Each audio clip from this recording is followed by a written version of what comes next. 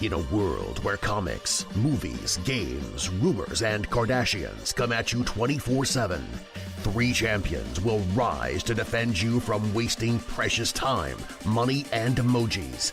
BK, Nate, and Derreck will show you how to do it the player way.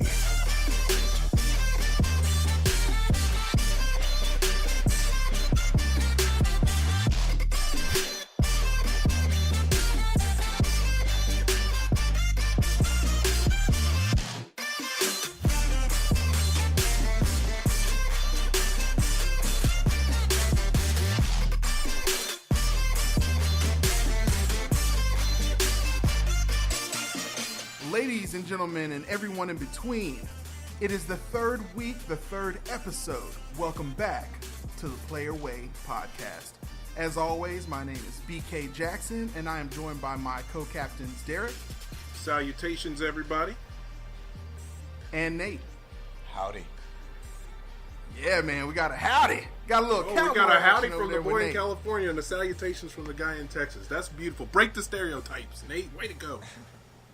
Way to go, Walking man. contradictions. As you guys can hear, we're really good friends. We enjoy talking with one another.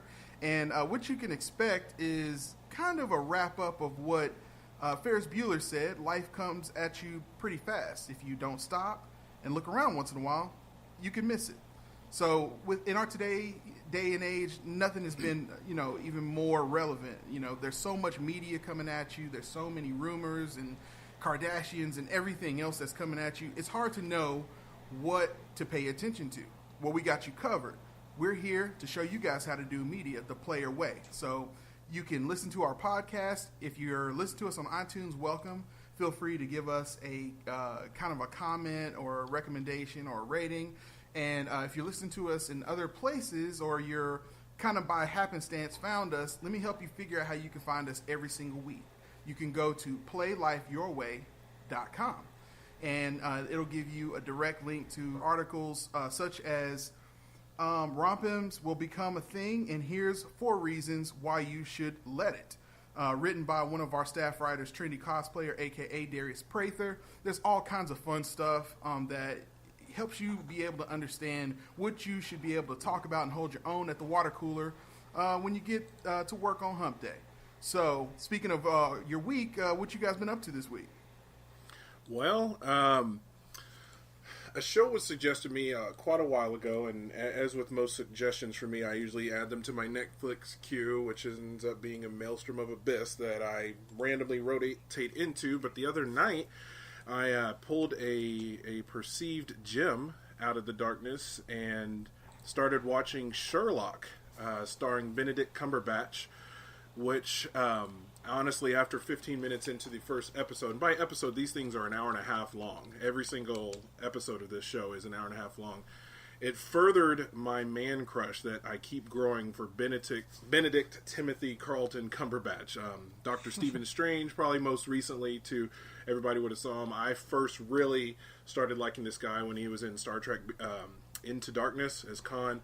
But this show is phenomenal. I don't know if either of you guys have watched an episode, but it is well written, well acted. It's time consuming, but it's time consuming in that good way where you're like, I can't wait to hear him completely and perfectly analyze somebody else. So I'm already 4 episodes in, and as I stated, these are an hour and a half long episodes. So I'm very much into it. It's definitely something I would suggest. It's a good little gem to come across, watch. Suggested for you guys, anybody, of course, listening, it goes without saying, but it's a very, very well-written TV show, entertaining, mystery, suspense, everything that you need from the detective at 212B Baker Street. So that's what I've been up to. It's a pretty popular show too. Oh, dude, it's so good. It's so. Have you guys watched any of that? No, I haven't. No, I haven't gotten into it either. It's a good watch. I assure you. First, give it 15 minutes, BK. You'll be hooked. Nate, I just hope it doesn't go the way of Bryan Cranston. That's what's up, man. Yeah, man. I don't know about you guys. Something that I've been up to this week is Injustice 2. I mean, that dropped on all major consoles except for the Nintendo Switch. Short moment of silence for the Nintendo Switch. They need they need to get it together. We need main console games like Injustice 2. Everybody and their mom has been talking about this game. And does this one pick up right where the other one left off? Yeah, and that's actually part of what I don't like about it, is it picked up right where it left off. If you remember, Injustice, the Gods Among Us kind of goes into a little bit of that kind of Flashpoint paradox type of thing where the Flash kind of goes from one place to the next, or goes to alternate dimensions and things like that. There's been a lot of different films like the Flashpoint paradox that talks about alternative timelines or alternative universes. That's kind of the thing that DC does very well. All in all, it's a pretty good game. It's a fun game. I mean, I sat through and played the entire. I sat down and decided I was going to play it like a couple hours, and I ended up playing the whole game the first day, yesterday, Saturday. So it's fun to play through. What really makes this game awesome is that you have a lot. Go ahead. I was going to ask you replayability. That's a big thing, especially for expensive games like this. Replayability. How are you feeling about it? Because character-wise, there's a lot of characters that you can be in this game. So how are you feeling about, would you go back, play the story mode once more, or are you more so, let me just gain and, solidify my game, complete the Pokedex kind of thing? What's your thoughts on that? The story in Injustice 1 is just breathtaking. It's an amazing story, and it's hard to beat Injustice 1. And by going back to that, the bar was set very high with that one. It was set very high, and so going back to this dystopian future where the only thing you can do is free Superman. It was very predictable. It's the only way to make this exciting is if you free Superman. And they bring Brainiac in. Brainiac's development is pretty good. It's just him arriving on Earth is kind of random, and his reasoning for doing everything makes, to me, no sense at all. There's other ways he could have gotten the research he wanted without. And for Brainiac, I don't know. I could have done better without this story mode. And this story mode is not what makes this game something that you need to go out and buy. What makes this game fun is there's this alternate Earths timeline, alternate Earths dimension mode, where you can go in and you can play these simulations and monitor through this device called Brother's Eye. And if you know anything about the Injustice comic and Injustice game, Brother Eye is this kind of Batcave AI that is Batman's way of being able to keep an eye on everyone, similar to what we saw on The Dark Knight. The Dark Knight, exactly. In The Dark Knight, where Lucius creates this thing and Bruce Wayne kind of, messes with it a little bit, tweaks with it, and allows him to see more. But this is you get you can actually see what's going on in other Earths and be able to see these other crises. So they kind of are touching and hinting at the idea of Crisis on Infinite Earths. They even have this speech where they talk about Brother Eye was created to help prevent crises on an infinite amount of Earths. So it's possible that the Injustice 3 would be something to that effect. And that's the part of the game that's fun, because you can actually level up characters in this one. You can change out the costumes on them. And if there's a character that you like a lot, you can build that character up so that when you go back and you play with that character throughout the game, they are a lot stronger. They have different abilities. Nice. And it's awesome. My favorite character is Black Canary. She's my favorite character in terms of what she can do fighting-wise, and her fighting style works really, really well. I think really the female characters, in my opinion, I love all of their fighting styles a whole lot better. Catwoman, Harley Quinn, man. Harley Quinn is a badass in this game. Just the stuff she can do. The little nod to Joker is interesting because people were wondering how they were going to be able to bring him back, because obviously he has a very bad stomach ache after the first game. He comes back as almost as if this Harley Quinn, they touch on this idea that she's a good guy in this one, and you kind of, a lot of people online notice that she probably was a good guy, because if you do a 360 of her costume, you'll see that she's got a bat symbol on the back of her leather jacket now. So she's kind of part of Batman's he's taken her under his wing and trained her. And so, but they always hint that like something could go wrong. And so when the Scarecrow hits her in a fight with some venom, or not venom, but his gas or whatever, her personality starts to kind of manifest as Joker, kind of like a cheap imitation of the Joker, which is why it looks different. So it's possible that they may have expansion packs later on down the line where she comes out as being the Joker, where she looks in the mirror and she sees the Joker or something like that. But it's more or less, he's not really there. He's just like, he's part of her personality, almost like this schizophrenic type thing. So I'm very interested to see what's going to happen with that, because no doubt they're going to have some DLC. But all in all, a really fun game, solid fighting game, and you can't really go wrong. I heard that there was a character in this game that wears a blue outfit and has the ability to freeze people that you can obtain. Now, have you gotten to that part yet? I think he's a downloadable content. There's 3 different characters that all fit that description. You can be talking about Sub-Zero. Yeah, Sub-Zero, Mr. Freeze, or Captain Cold. They're all blue and freeze things. Yeah, that's why I went with the whole fight part. But he's like downloadable. For busting me up like that. Obviously, Captain Cole would naturally be part of it. A character that would be maybe outside the realm is. Thank you, Nathan, for knowing exactly who I was talking about by knowing exactly. And thank you, BK, for trolling me perfectly. But I guess you had to get me after I clearly stated that I beat the game. And then I waited till right now to tell you that I didn't. So. Oh, yeah. What y'all don't understand is this man egged me on to beat the game in one day. I was like, oh, well, I beat the game already. So, like, when we get on the podcast, hold on, Derek, BK, what'd you think? Oh, I haven't actually played it. He hit me and Nathan with, Injustice 2 came out this week. I got to go cop that. To which I replied, I've already beat the game. And BK was like, I've underestimated. I'm 1,000 years too early to defeat this guy. Hits me with that. Exactly. And then shortly thereafter gives us updates and everything. And I had to keep egging him on. I'm like, save it for the show. We want to discuss it on the show. Only to clearly realize, you haven't played it? All right, Derek, I got you. So I'm waiting for the other shoe to drop on this one. So, yes, that is awesome. That but is the tit for tat. I had to do it the player way. Absolutely. Man. So Injustice, just to wrap that up, Injustice 2, definitely worth it. I'd buy it used.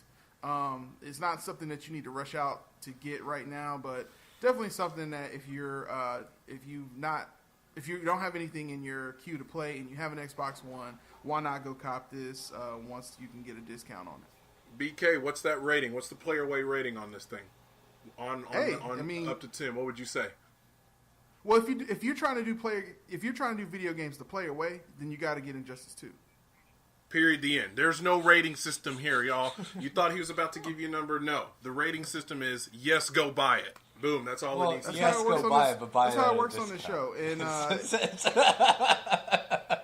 yeah, absolutely. Discount. Yeah. See, that's the player way. That is the player way. Buy it. Have your friend buy it. If you got about 6 old games you can sell back at GameStop and maybe get this game at a lower price. If you have 6 old games that you can sell back to GameStop and you bring $42, you'll be able to get this game. Absolutely. One last thing I wanted to talk about that came up this week. This morning, I was going through on my Roku and looking for some new documentary. I love to watch like a documentary a week just to kind of keep my brain active. And I saw this amazing documentary on Showtime on demand called All Things Must Pass, and it's directed by Colin Hanks. And it's about about Tower Records. Yeah, dude, it's about the rise and fall of Tower Records. Have you watched that yet? Yeah, I've seen it. Yeah, I've seen it. Give us a quick rundown on what the movie is about. It's about Tower Records, the rise and fall. About the rise and fall of Tower Records. Okay, well, interesting, but look, Sub-Zero. That's what I get for tossing it to Nate. That's what I get for tossing it to Nate. The man of few words. I expect him to expound upon something. That's my fault. My bad.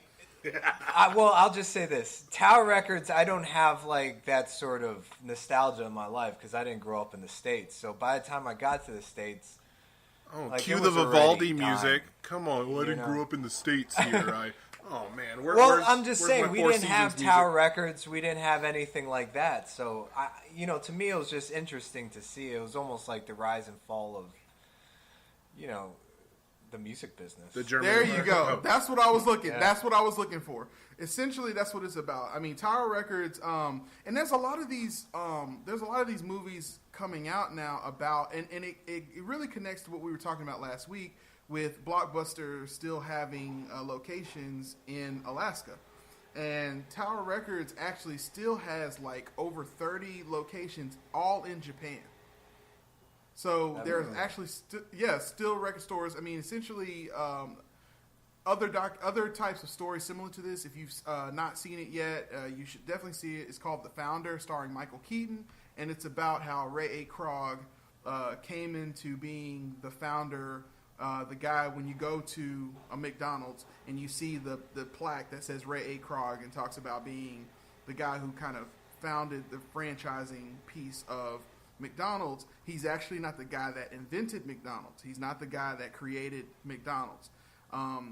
He kind of, for lack of a better term, stole the idea, but he did it in such a, it's such a devious way he did it that it's compelling to watch. So, isn't it really good, man? So, he really did, man. He really did. So this Tower, All Things Must Pass. Definitely, you need to go watch this. If you are someone who is young and you don't really, can't really appreciate how, vinyl used to be the thing, like to get all of your music on, and then it went into cassettes, and then the advent of CDs, and then going into MP3s.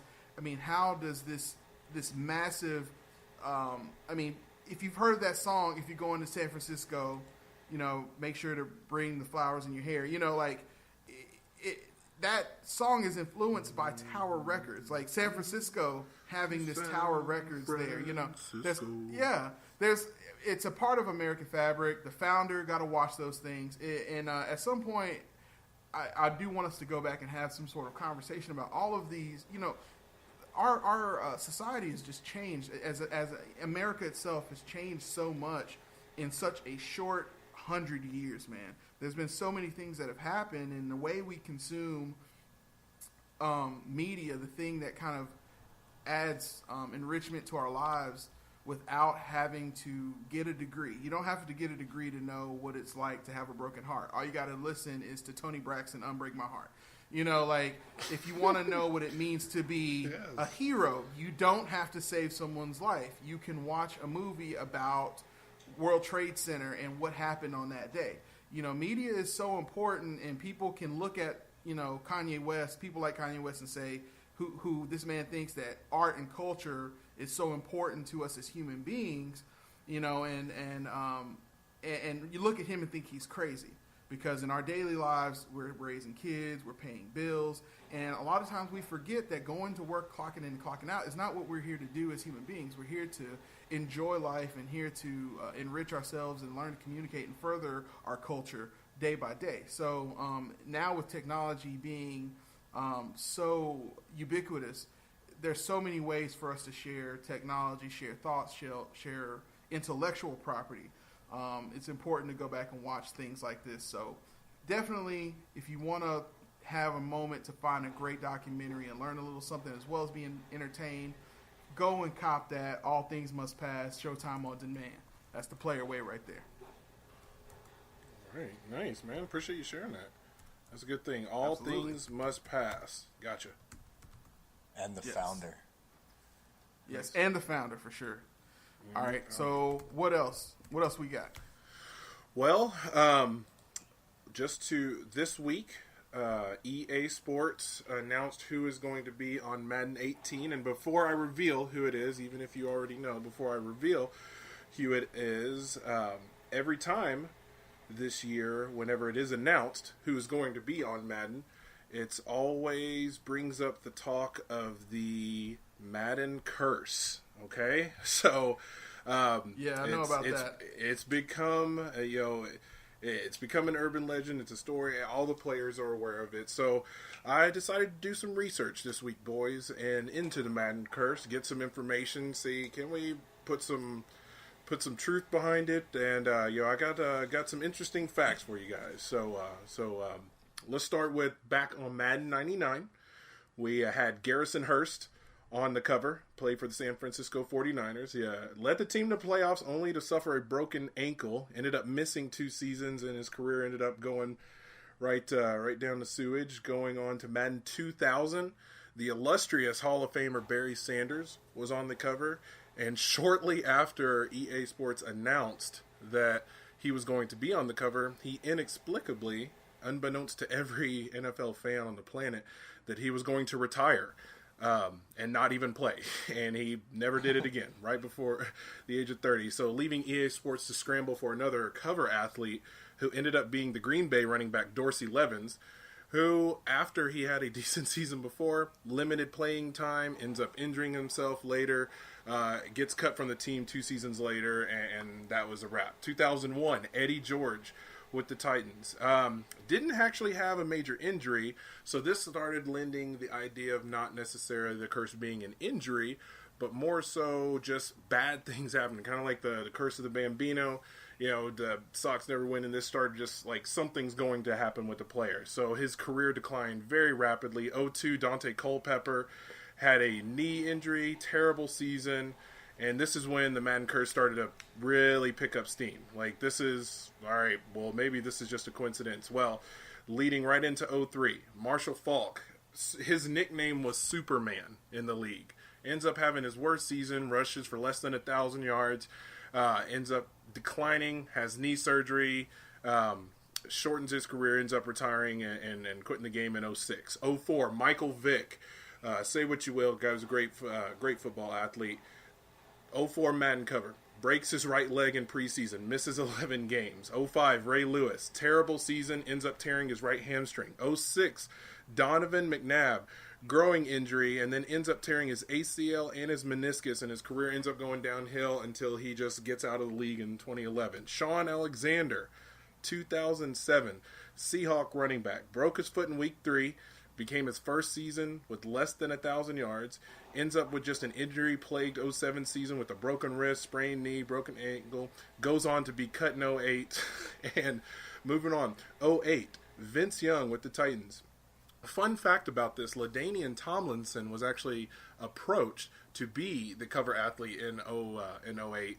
He declined it specifically because of the Madden curse. He only declined it because of the Madden curse. He's like, I'm not doing that. So Vince Young gladly accepts. Week 6 injures his quadricep, but he ends up coming back later in the season, only to re-injure himself, and Kerry Collins ends up taking over. He never gets his starting position back. Brett Favre, 09. Now this started the whole "I'm retiring, just kidding, I'm retiring" thing. He's announced as the athlete after he announced his retirement. Just kidding, comes back, joins the Jets. Ends up having a fairly decent season. Had some off-field issues. Remember, he sent a dirt pic to some reporter, which was a bad move on his part. Ends up having a shoulder injury late in the season, and that really plagued him the remaining 3 seasons of his career, and he ends up officially retiring in 2011. Moving on to 2010.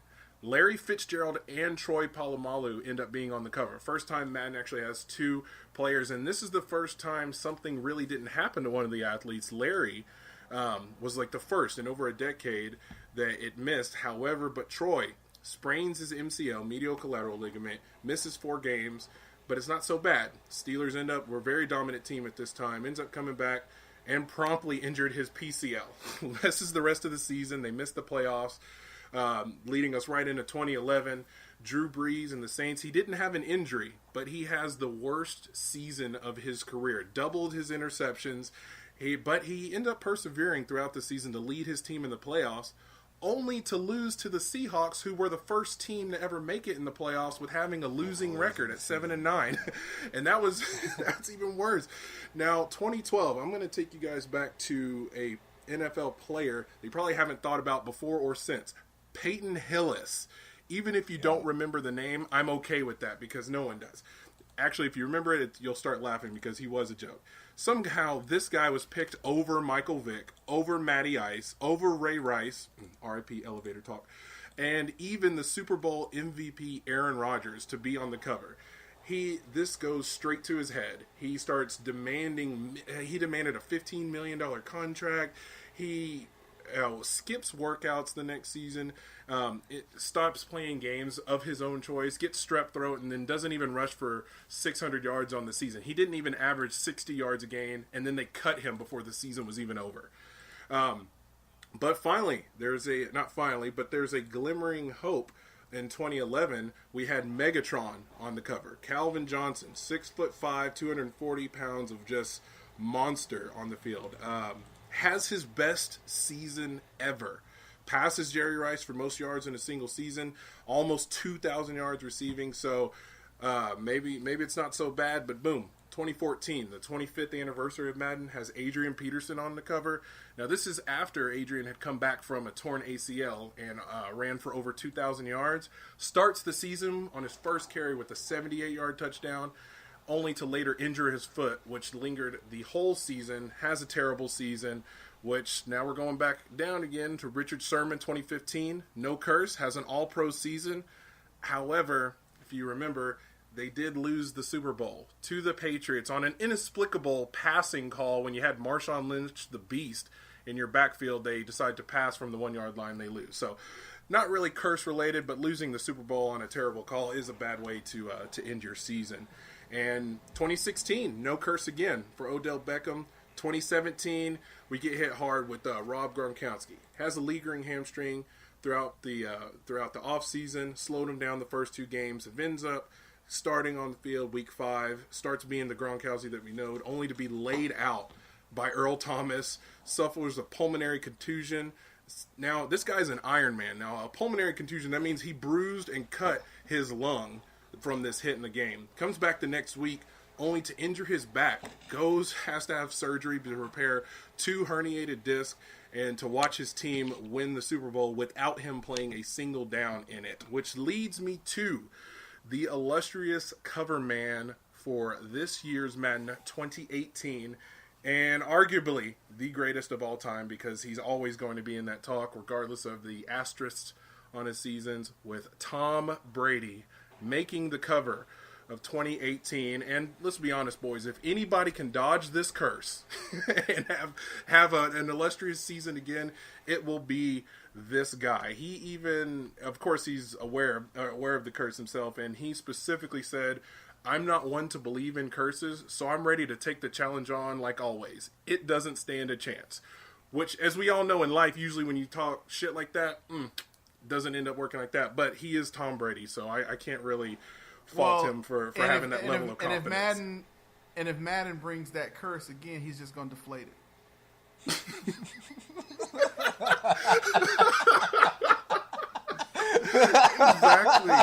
Exactly. Hashtag dad jokes. But what I'm really excited, because I do love Madden. Madden's definitely one of my favorite games to play. I love football. Madden is adding one of their aspects from their other huge franchise, FIFA. They're adding the journey part of it, where you actually have the in-depth of your player actually progressing into the NFL. It's going to be they've touched on it before, but never really cultivated it, but they are really doing it this year. So it's going to be very similar to any FIFA fans out there that have played the journey, where you get to start out, claw your way up into the NFL team. It's going to be a little different aspect. Definitely something to look out. That comes out August 25th this year. So congratulations to Tom Brady. Of course, 1,900 Super Bowls, Super Bowl wife, multi-million dollars, and the cover of Madden. I mean, this guy's living the storybook life of a football player. So I thought that was a quick interesting thing just to come across, touch on the curse, how it seems to have weakened in power over the past 5 years. And let's make your bets, boys. Is it gonna hit him this year or not? What do you think, Nate? I don't know. Tom Brady is but Tom Brady is getting old too. I mean, there is going to be I think he's year where 38, he is going to decline 39. Yeah. There is going to be a year where he'll decline in play. But I mean, after watching him last season, Guy's a beat. He is undoubtedly the greatest quarterback of all time. Even he will be 40 at the start of next season. Yeah. So it's one of those things. I think that it's a great thing that they're going more toward a proven player than trying to go after this flavor of flash the player in the pants. This guy who's rather than I think the curse is less because I'm not a super. I know guys who are sports fans and athletes alike are very superstitious at times. It can be that way. Of course, I think more so this.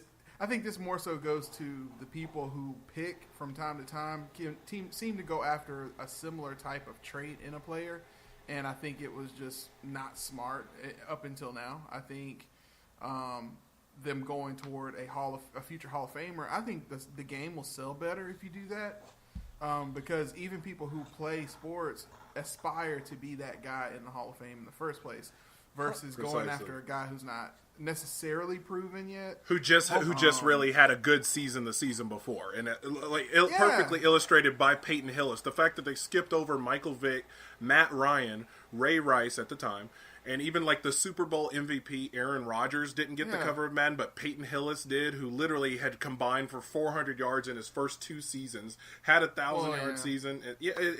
You're 100%.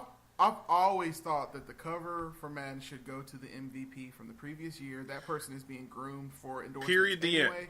No questions asked. Period. The end. If you win the league MVP, you're on the cover of Madden. Period. Well, it seemed like they were going for a lot of running backs, and I mean that's one of the most volatile positions out there because I mean you can get hurt. Yeah, you can get hurt in so many different ways as a running back.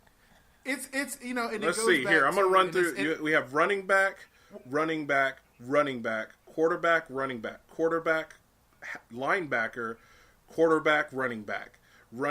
quarterback. It keeps going like this up until, and then finally you start seeing some receivers in there. So it's always usually the shiny positions that get it. But you're right, BK. It should go to the player that, in essence, worked the hardest. Like if you win the award,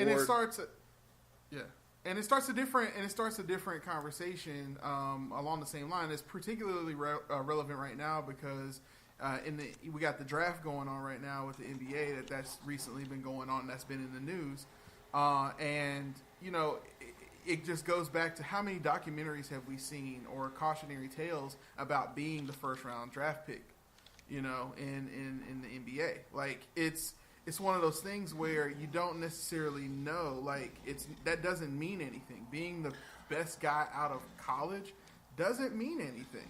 BK, I mean, we see it in the NFL as well. If I may present you with an interesting fact, though, the top 10 picks of the NBA drafts, 80% of them usually end up being all pros. However, from the remaining draft class, like 11 on, it drops to like 27%. So I will at least say that. In theory, it should always be the top 10 are going to be like those great ones, but you still never know. But you're missing what I'm saying. I'm not saying anything about the top 10. I'm talking about the top spot, man. I'm talking about just like the number 1 draft pick. Okay, do you have any metrics on that? Because I'd like to see the guy who was the top draft pick. I mean, what you hear all the time is who remembers the guy who was the top draft pick when Michael Jordan. You know what I'm saying? Like you hear that all the time. So that's what I'm talking about. I'm talking about to pick a guy to be the representative of what exciting football is about for Madden. To me, reminds me similar of being the first round draft pick in both the NFL and the NBA. A lot of pressure. It doesn't necessarily correlate. It's a lot of pressure, and it doesn't correlate to actually being to on-field performance. Absolutely. Or on-court performance or on ice performance. You're 100% correct. The word in of itself and definition of prospect is completely speculative. By definition. Well, yeah, to me, I think when it comes to, and this is just, I don't want to get too deep into this rabbit hole of conversation, but it goes back to is a draft like the best way? Is the best way to get? Is a draft the best way to get the best prospects, or is there a better way? to get prospects. Maybe is there a better way to bring guys into the NFL in a way to where they can be groomed so that we can see what's going to happen to them, as opposed to getting these guys who come in with injuries, just trying to fake it until they can get their name signed on the line, and then they just kind of put themselves on the shelf. This is a good talking point. We should table that for a later one, because we got to get to the main thing that we came here for. What we all decided to take time out of our schedules. You went and saw it Friday.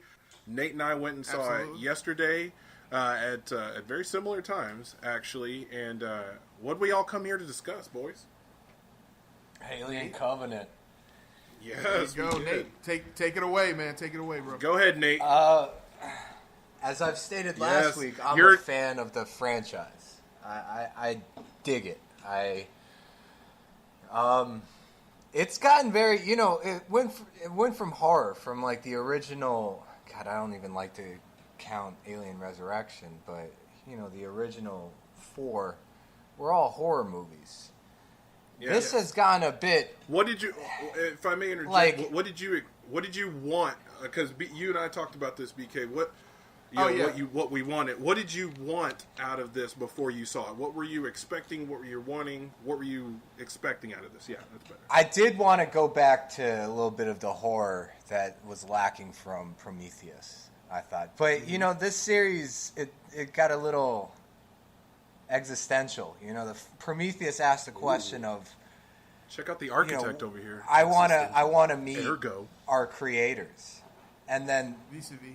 Alien Covenant answered the question of what happens if you realize you're superior from your creator. Prestidigitation. It was almost right when the movie started. It started with that scene with Wayland and David, and I had no idea David was going to be in this movie. I knew Fassbender was in this movie. I did, and he was playing a different android. But right when I saw that first scene, I was like, okay, that's David's going to pop up in there. And it was almost, that first scene was like Skynet becoming self-aware. It's... Right. Exactly. And then... Just as a reminder, we always tell you guys this is a spoiler cast. We only do spoiler casts. So, shame on you if you've been listening to Nate thus far and you don't know what he's talking about. But a quick rundown. Alien Covenant picks up 10 years after. Yeah, I mean, like over a decade since the events of Prometheus.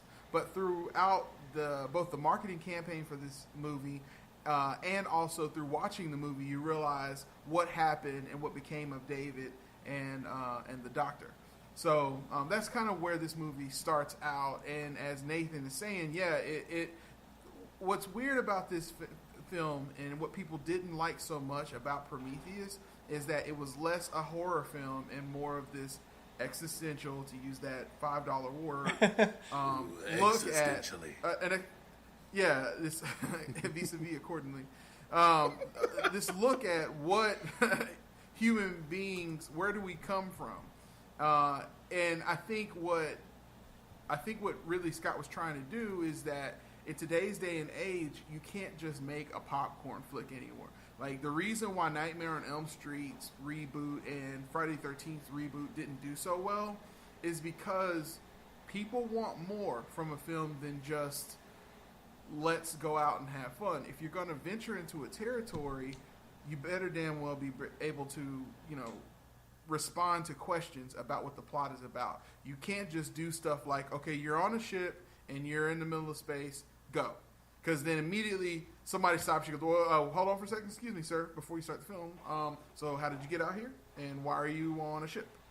Well, you're on a ship because Earth is beat up and you guys want to find out Discovery. Okay, continue. No, wait a minute, sir. Before you start, so what's wrong with Earth? Because Earth is fine and I like my Earth. And so why are we leaving? Well, never mind. Just watch the movie. We'll explain it all. You have to. It's hard to make a film lure us in correctively. Yeah, lure us in exactly. Like bring us in with what we're expecting, because we, as you just stated, it's not a popcorn flick society right now. You can't just say with the only reason that could work for other movies is because they would have already established a baseline. Nathan, you had an excellent point one time. If all they showed was the words Thor and Ragnarok, we're all in, don't show me anything, I will go watch this movie. But this, it requires so much more because of the gaps, the time frames, and things that aren't as streamlined and always presented to us, like the Alien, trilogy. I mean, this has spanned over what, 30 years. This movie franchise. You know what I mean? People aren't.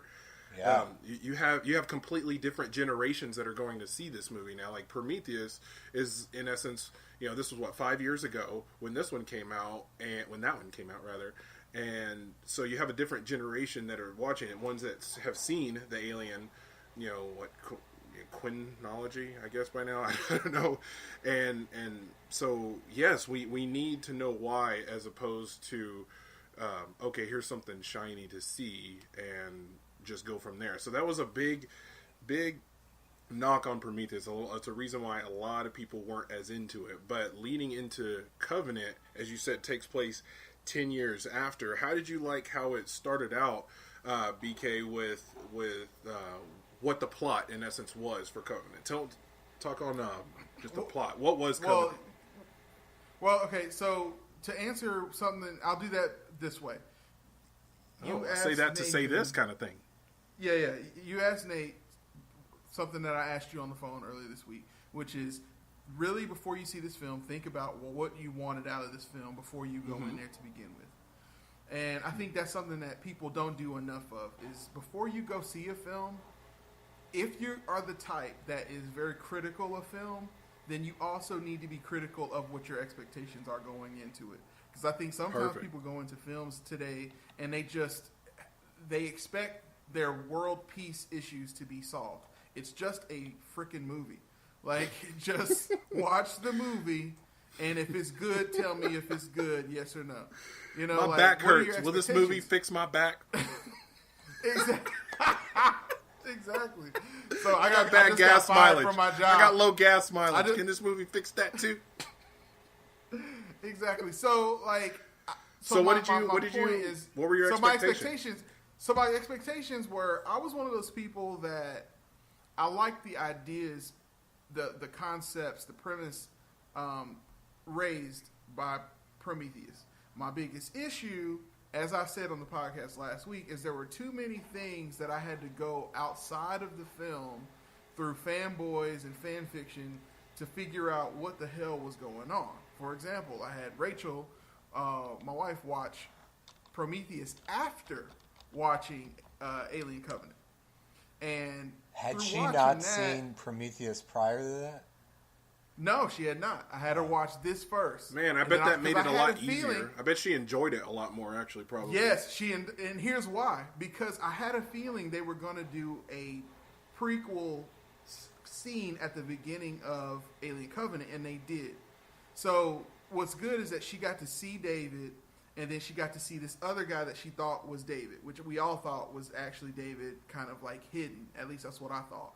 And then you actually find out David is still alive and he's out on this planet, and they made good on their promise to kill him. All right. So what's cool about it is she sees this guy who is demented, who is this android that is got this really bad flaw in his personality, obviously affected by his creator, who you can even see in this short scene at the beginning of Alien Covenant. He's got something. He's kind of off a little bit. What's really cool about it is you see how much he cares for David in this scene. So then when she goes back and watches Prometheus, and you find out Vickers is actually the daughter of Wayland, then you're like, oh, like it's much bigger of a reveal, because you see all of this. You see this really cool dichotomy of Wayland preferring an android to his actual blood. Exactly. So like it's really cool how it was more of a reveal to her than it was to us in the original film, because I think we all kind of put two and two together anyway. What was more of a reveal is that he was alive in the first place, but then they kind of spoil it when he goes and puts the visor on and he's talking to like this coffin looking thing. So again, my expectations were to, hopefully they went back to the horror film. Again, I agree with Nate that what makes Alien work is that you have this thing that is unbeatable. Like, if you put the xenomorph against Jason, it would destroy Jason. Like, so it's the ultimate slasher of all. It's the ultimate slashers. killer. It's fast. Yeah. It's strong. It has acid for blood.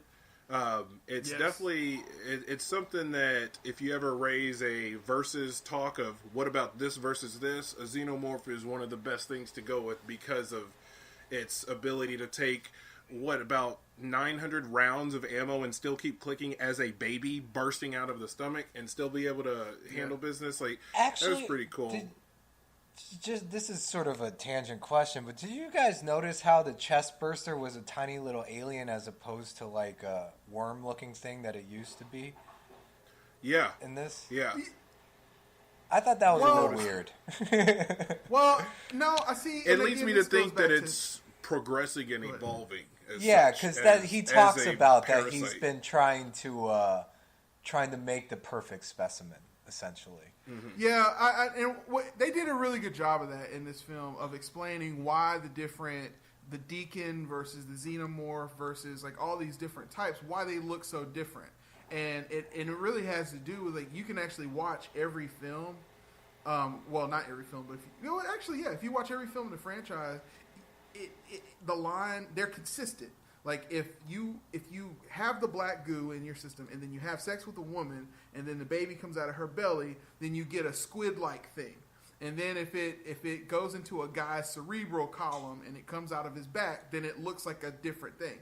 So like it just depends on how you ingested it. Did it come from a face hugger? Did it come from a worm? Did it come from the black goo? Like spores. It just depends on. Yes. Yeah, spores, yeah, exactly. So I think the spores in this particular case, that's why they look different. Because in certain cases, they didn't come out of an actual face hugger. But then when he comes out of a face hugger, you see the black xenomorph. Yes. The familiar xenomorph that we've seen for 30 years. Yes. Exactly. This movie definitely did make me feel like I was watching an alien movie again, which I fucking loved. I mean, personally, I really like the movie.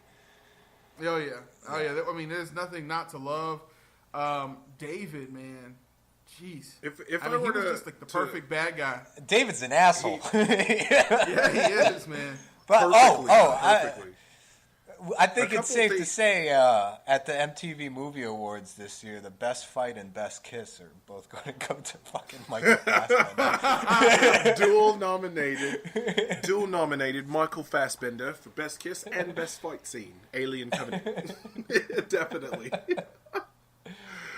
What I love about this film is that it answered the question: was David just curious, or is David actually demented? And he's narcissistic and demented. Like, he is the true spawn and curious, of his and creator. legitimately curious. Yeah. But curious. it's not just curious. Yeah, it's not just curious. I would say, he's a scientist. I would agree with Derek. Yeah, and he just realizes he's superior. I mean, how would you feel if... I can, not that I can relate, but I can see his point of view. It's like, how as opposed to the humans being the engineers... who these engineers are towering beasts compared to humans, and then when he sees them, like, the first thing he wants to do is kill them in Prometheus. But we created a superior being. Humans created David, and David just realizes, like, fuck these people. I'm better than them. As he like, perfectly stated, they created something that they are completely unworthy of, like he said. Exactly. You're right. David is the mental manifestation of what the xenomorph is physically. So, like, he is basically the ultimate epitome of what the human mind can be without being constrained by time or illness. Like, what the human brain will ultimately become if unchecked. That is what David is. The xenomorph is ultimately the most nightmarish physical thing that can be created. Something that can evolve not over centuries, but in mere minutes. Minutes. Yeah. As soon as you figure out how to kill it, it goes inside of your belly, incubates there, breaks out of your chest, and now it's stronger. Yeah, It's terrifying. I will say, when I went into this film, I went in. Now, I go back to the nostalgic feeling of when I first watched Alien, and Sigourney Weaver is dealing with this huge creature. Very well, the animatronics on these old Alien films are next level, like comparatively with what we're looking at these days. So I go back to like the nostalgic feeling of the thrill and the suspense of that feeling of you can't move anything because this thing is faster, stronger, and probably smarter than you, and that terrifying thing. So I kind of wanted, I agree with you, Nate, and I wanted the old school feel of an Alien movie. Now personally, I was okay with this movie. I feel like for me it was easily predictable. The second he cut his hair, I lined out the rest of the movie in my head. I was like, oh, okay, even well, before we know that, where we're going. Like the Yeah, second but one. how tense was that fucking flute scene? Like, I kept thinking he was going to jam that I'm flute. like, is he telling him to really, like, suck it? I kept expecting him to say, cup the balls of the flute, cup the balls of the flute. But honestly, as we were flying, when the second I heard about the distress message, I'm like, oh, that's clearly where the other one is. He's going to lure them all to their death. And then I laid out the rest of the movie, and I wanted a little more... I wanted more action toward the end. I feel like that last part of it on the ship, how they just easily guided it somewhere. Yeah, I killed a couple people in the shower. I feel like that short bit was almost as if like an homage to the previous Alien movies, where that was pretty much the whole movie of being stressed and running around. So I like that they condensed it, but also to me it felt more anticlimactic. Like I was like, well, this is an easy fix. Y'all are just going to shoot this thing into space. But then again, it like I say, it was just my expectations. I wanted a little bit more. I can't fault the film for that. But I was just the second I figured out the rest of the movie, that kind of took a little bit of the joy away. But because sometimes you can figure out a movie and I will still be excited to see how they get there. But this one, I laid out almost each and every scene as we got there, and I'm like, well, clearly that's like it.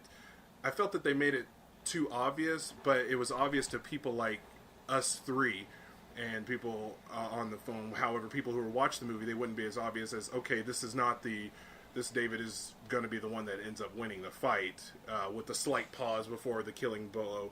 Those type of things are like clear foreshadowing to me. So honestly, I'm fine never seeing this movie again in my entire life, or watching another Alien movie ever again, because I was already upset enough about Prometheus, and this one was better than Prometheus, but also I prefer eating a hamburger as opposed to hitting my head with the hammer too, so it's not really a easy comparison to me. Wow. So you didn't like it so much. It was I said, I don't like movies that I can easily figure out the remaining hour and 57 minutes of the movie. I'm like, okay, well, this is the future. That's a new, like, it was just easy for me to figure out, and there were a couple. So I expected, and that, like I said, this is just me. I'm speaking of my opinions are of my own, but I personally am perfectly fine if I never see another Alien movie again. Like, we get it, y'all are going through space. Like, what are we just rinse, washing, and repeating? Yes, we are. That's exactly what we're doing. We're rinse, washing, repeating. Here's the same movie. Not unlike the Fast and the Furious franchise, which they can do the same thing, but I'm entertained in those stop lines. It was easy to figure out. It's barely going to beat the Guardians this weekend in box office, and I mean barely, like just by a couple $100,000. So, you know what I mean? Let's just call it what it is. It's an average movie that no one will be talking about in a month, in my opinion. There were a couple parts were just kind of eye-rolling. Like, Yes, I know they tried to explain it by saying, like, the captain was obviously unexperienced. The people didn't really care what he had to say. But the decision to go out and try to... They probably spent years planning this mission. Yeah. Years planning this mission, and for this guy to see some unknown planet and think, oh, let's, maybe we can colonize this one instead, was kind of stupid. We have a 7-year journey ahead of us for a place that we have specifically planned for the 2,000 people on this ship to colonize, and you seriously want to do this? Yeah, well, you already had a terrible showing as your first moment at Captain, where you didn't even respect the crew enough to give James Franco a moment of silence. And James Franco killed it in this movie. Yes, he literally killed it to a crisp. It was nice to see Kenny Powers reprise his role as Tennessee in here as well. Played on here. I don't know if either. Kudos to Kenny Powers for surviving the whole thing, though. Yeah, dude, it was nice to see him reprise his role, and but honestly, I mean, it was just it was. I felt it was about 47 minutes too long, and like we could have just. I think here's where it goes to. It goes to the conversation of, do franchises sometimes outlive the men and women who create them? So, yes. for example, we all knew it was time for George Lucas to hang it up. It was not time for Star Wars to stop. It was just time for him to stop. For George, making them. Yes. Like the idea. This may be time for Ridley Scott to stop making alien movies. Yeah. Let me make sure and make sure you guys understand what I mean by this. Like, R.I.P. to Tony Scott too. Yeah. So for example, a franchise of McDonald's, okay, a franchise mega giant like McDonald's, okay, they cannot have the same CEO forever, because as business changes, you need new minds and new blood. Even Apple has changed over time, CEOs over time, because as the business changes, the old technology that you use in terms of being mentally astute of what's going on has an expiration date. And as soon as a person shows themselves to no longer be a CEO that has their fingers on the pulse, it's time to oust them, give them a retirement, move them on somewhere else, and bring in new blood so that your company and your franchises can continue to grow and expand.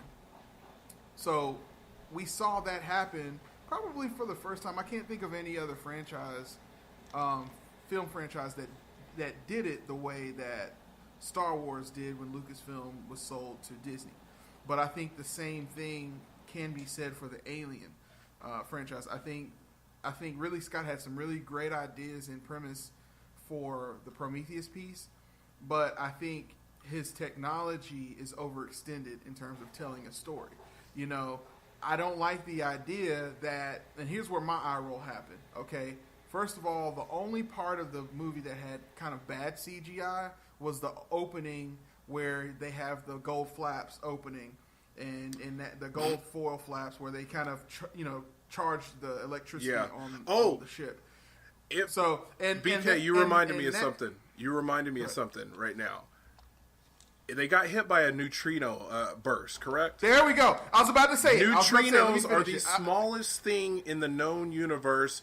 To put it in perspective, if a neutrino was the size of a tree branch in a water molecule, the water molecule would have to be the size of the universe to put it in perspective. So I was totally confused why the fact that neutrinos, which trillions of them pass through our bodies at this moment right now, affected the ship in any sort of way. I was totally confused, and it immediately... I tried to go in positively on this, but the second that happened, I'm like, well, I don't understand why a burst of something that doesn't affect and that literally can't interact with anything, much like it falls right through solid material. I was very, very confused. But I can give it to you on a much more small 5th grade level, okay?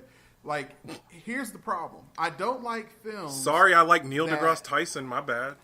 Yeah, okay. I don't like films that go off in a direction based on complete happenstance. Like, in order for David to make it on that ship and be able to take the xenomorphs to where we know they end up later on, it happened by complete happenstance, which is not interesting to us. But basically, to wrap things up on Alien Covenant, we believe, as you can hear from what we're saying, it's definitely worth looking at. If you go on PlayLifeYourWay.com, the Play Your Way Network website, we have a weekly column called The Box Office Hustle, and it kind of, our prediction on how things would end up and what our power rankings are.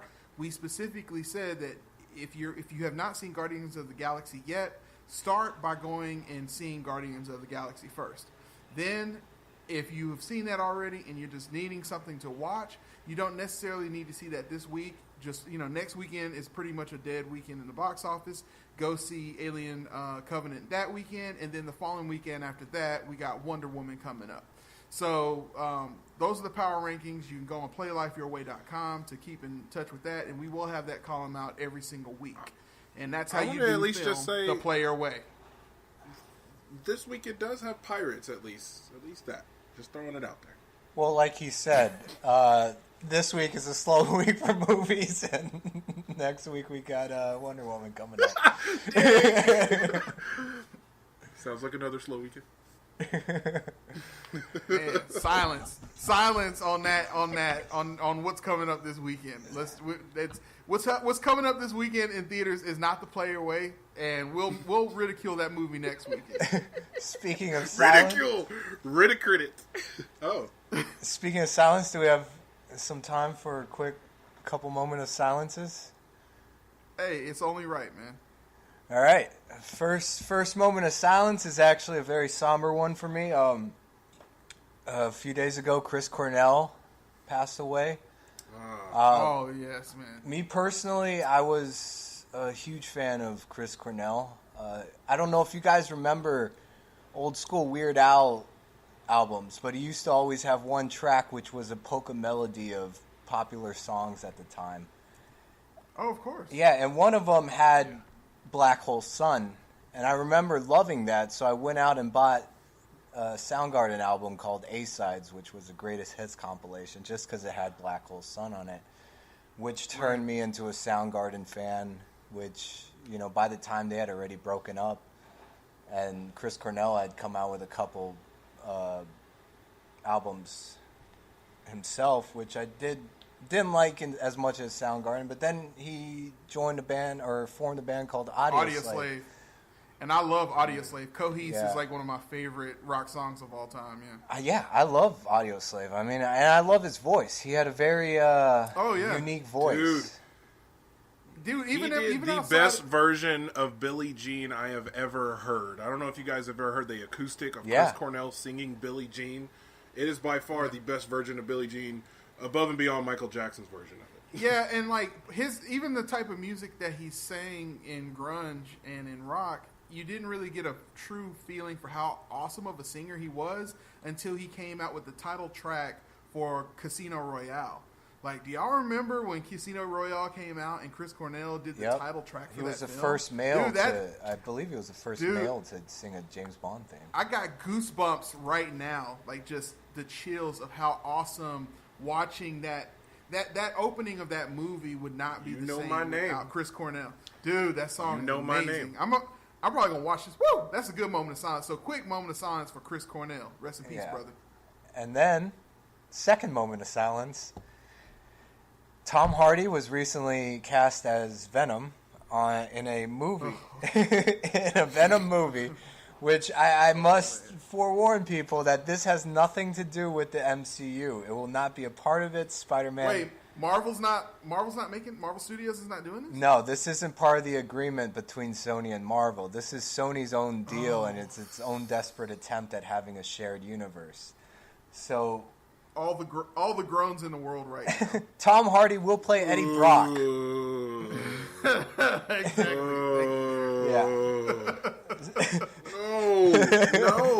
No. Like, for real, seriously, no.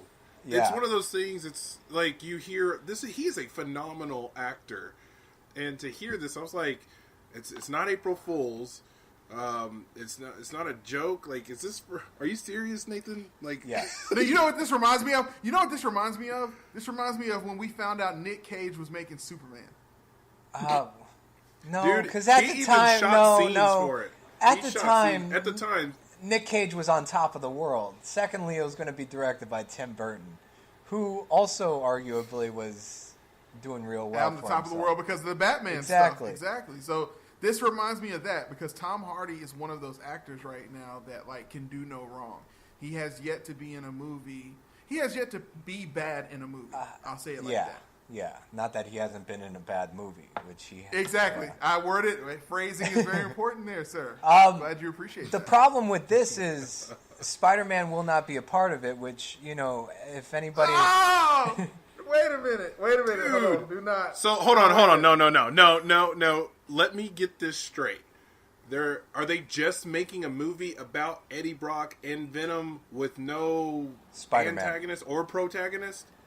You know what they're doing, since Spider-Man will not be a part of this, and as everybody knows, you can't have Venom's origin without Spider-Man first gaining the black costume first.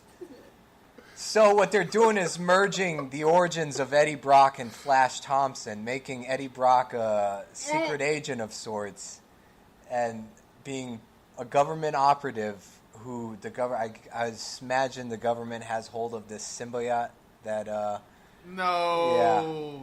turning him into a weapon of destruction. Then how does the Venom suit become a spider costume? Like, how does that even happen then without Spider-Man? Hey, because the symbiote was not a suit. It's not a Spider-Man suit without Spider-Man getting it on his suit. These are all good questions. Exactly. If we remember, a few years back, Tom Hardy was cast as Rick Flag from Suicide Squad, but he dropped out of that movie. Glad he didn't do that. He dropped out of the movie a few weeks later, probably because that should have been all of our warning. Yeah, that should have been all of our warning that this movie was going to be terrible. Yeah, I hope he does the same with this. I hope he gets the script and says this isn't for me, guys, and drops out and this movie never gets made. But yeah, moment of silence for Venom movie. Not.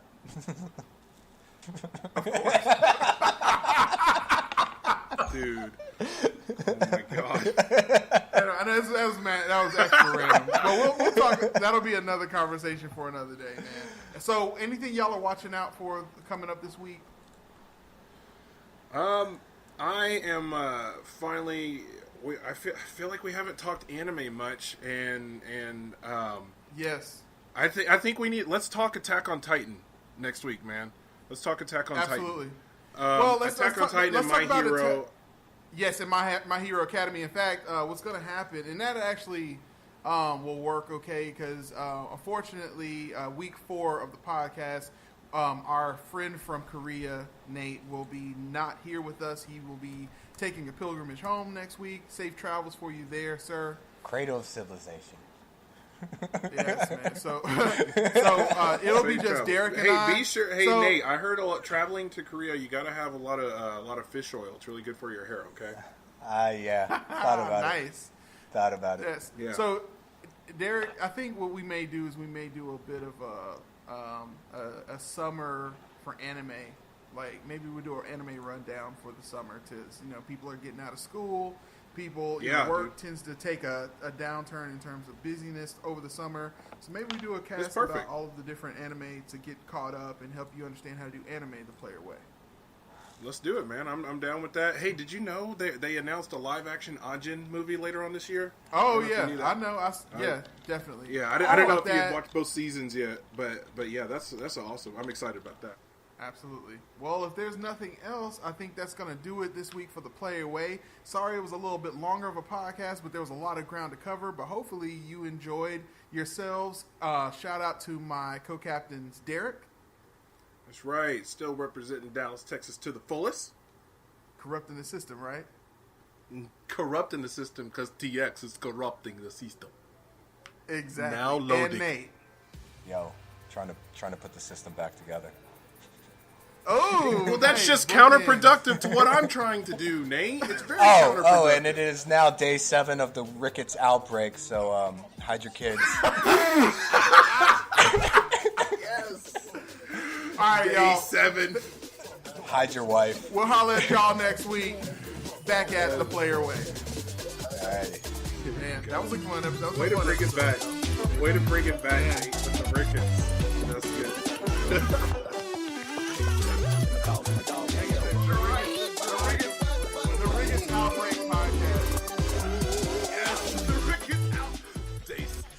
Thanks for listening to the Player Way podcast.